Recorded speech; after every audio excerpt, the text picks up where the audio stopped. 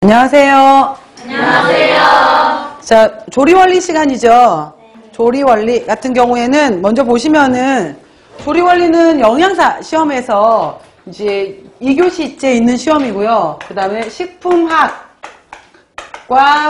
식품학리 조리원리 이렇게 들어가요. 그래서 식품학 조리원리고 여기에서 40문항짜리 문제예요. 그래서 식품학 조리 원리가 있고 여기에 써져 있진 않지만은 같이 들어가는 과목이 식품 미생물이에요. 그래서 미생물 과목이 여기 들어가 있거든요. 그래서 40문제로 들어가는데 대략 이제 이쪽에서 뭐 16문제에서 17문제 또 뭐 16, 17문제 이렇게 나오기 때문에 나머지 그러면 한 3, 4문제 정도가 이쪽에서 미생물 파트에서 나오는 거예요. 그래서 미생물 부분은 제가 아는 바로는 먼저 이제 뭐 미생물 분류라든지 그 다음에 주로 많이 나오면 이제 곰팡이, 그 다음에 효모, 그 다음에 세균, 그 다음에 박테리오파지 이런 것들 나오잖아요. 이것들에 분류하는 거 나오고 가장 중요한 게 이 미생물들의 이제 생육 환경으로 해서 아마 작년, 재작년에도 아마 유도기, 대수기, 정상기, 삼열기 이쪽에서 아마 시험 문제가 나왔었을 거예요. 그래서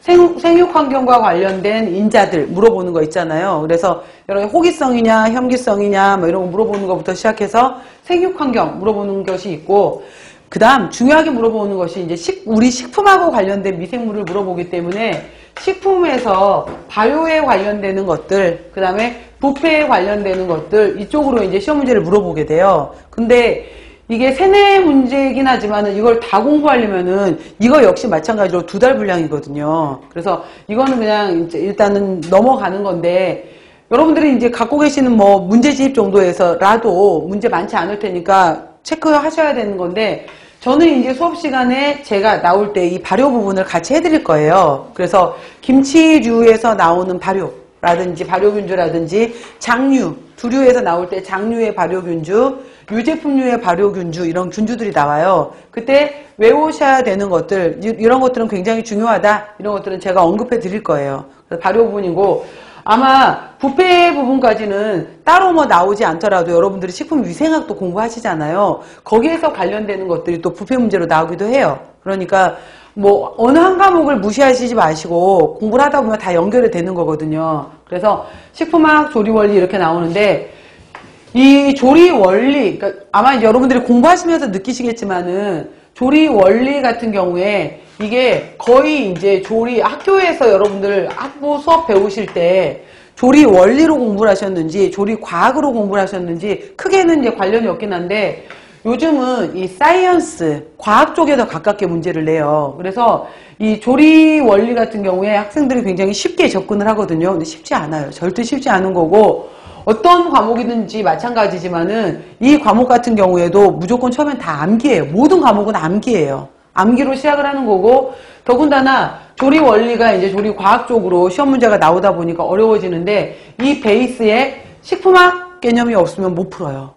그래서 더 많이 어려워지는 건데 간단한 예를 들면 뭐가 있냐면은 식품학 부분에서 우리가 단백질 대사 부분에 있어서 변성이라는 것이 나오잖아요. 단백질 변성 부분에서 변성은 단백질의 구조에 있어서 1차, 2차, 3차, 4차 구조가 있었을 때 2, 3, 4차 구조는 바뀌지만은 1차 구조에 해당이 되는 펩타이드 구조가 끊어지지 않는 것을 변성이라고 하는 거거든요. 그래서 이제 유도 단백질의 종류에서도 1차 유도 단백질, 2차 유도 단백질에 해당이 되는데 변성은 1차 유도 단백질에 해당이 돼요. 그랬을 때 이 변성이라는 것을 가지고서 또 크게는 이게 화학적 변성에 해당이 되느냐 물리적 변성에 해당이 되느냐라는 것으로 나눌 수가 있어요. 그럴 때 물리적 변성의 가장 대표적인 예에 해당이 되는 것이 압력이에요.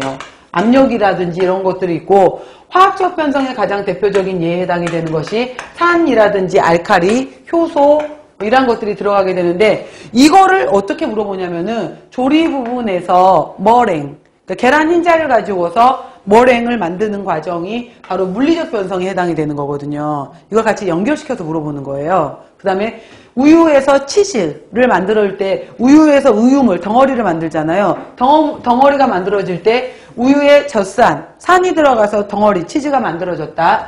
우유에 레닌이라는 효소가 들어가서 치즈가 만들어졌다. 이거를 그냥 치즈 문제로 내는 것이 아니라 화학적 변성 문제로 내는 거예요.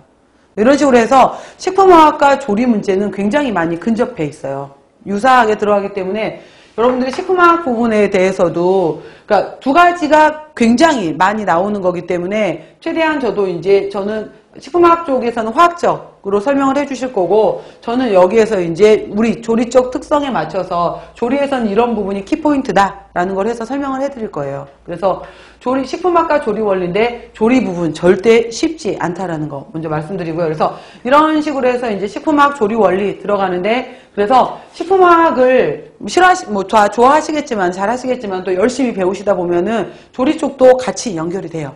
자, 조리 부분 같은 경우에도 첫 번째 개요 한번 맨 앞에 차례를 한번 봐볼게요.